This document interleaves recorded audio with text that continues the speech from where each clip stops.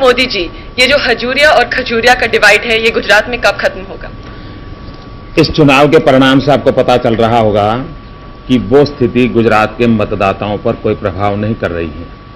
कुछ सीमा तक उस कठिनाई को हम फेस कर रहे हैं, लेकिन कुछ दिन पहले जैसे अटल जी ने कहा था कि गुजरात भाजपा को ग्रहण लग गया है, मुझे लगता है इस चुनाव के बाद उस ग्रहण से हमारी मुक्ति हो जाएगी। पर मोदी जी, गुजरात में आपकी बारी का सबसे लोएस्ट वोटर टर्नआउट रहा है, तो ये क्या डिसिडेंट्स के साथ एक सिनिकल एटीट्यूड नहीं है? जी नहीं, इस लोएस्ट टर्नआउट का कारण सबसे बड़ा ये है कि चुनाव के मैदान में कांग्रेस में कोई दम ही नहीं था, और जब प्रतिस्पर्धी में कोई ताकत नहीं होती है तो लड़ाई का मजा नहीं आता है। मजा नहीं आता है तो लोगों में उत्तेजना नहीं आती तो वोटिंग टर्नआउट में भी कठिनाई आती है। गुजरात में जो इनफाइटिंग की स्थिति है वो काफी सीरियस है। पिछले 2 दिनों में ही वाघेला जी की एक रैली पे पथराव हुआ था और वीएचपी और आरएसएस के साधुओं ने उनके अगेंस्ट प्रोटेस्ट निकाला था।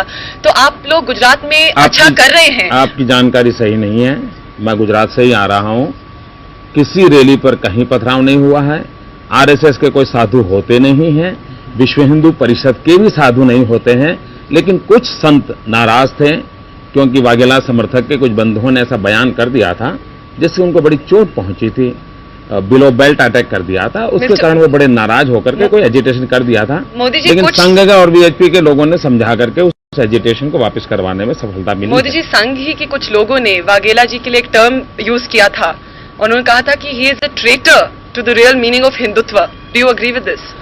ऐसा है कि ठीक है, कुछ बार लोगों ने ये कहा है क्योंकि बीजेपी की सरकार जिस ढंग से चल रही थी और सितंबर की जो घटना हुई है तो बहुत गहरा आघात लगा है, लोगों को लगा है, कार्यकर्ताओं को लगा है, जनता को लगा है।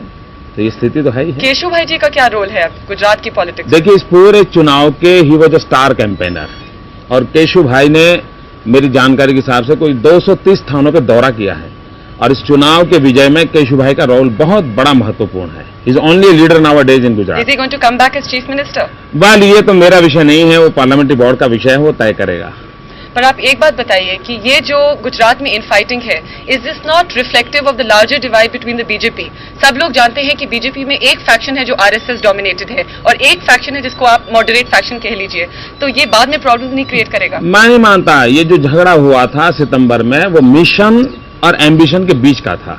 ये कोई आरएसएस नॉन आरएसएस वाला झगड़ा नहीं। और मिशन किसकी थी? देखिए, एम्बिशन का संबंध आपको मालूम है, जिसको ओवर एम्बिशन हुआ उसमें से मुख्यमंत्री बनने के सपने वाघेला जी से है। जी, मैं किसी व्यक्ति के नाम की आलोचना कभी करता नहीं हूँ। अच्छा मोदी जी, धन्यवाद। बहुत बहुत धन्यवाद।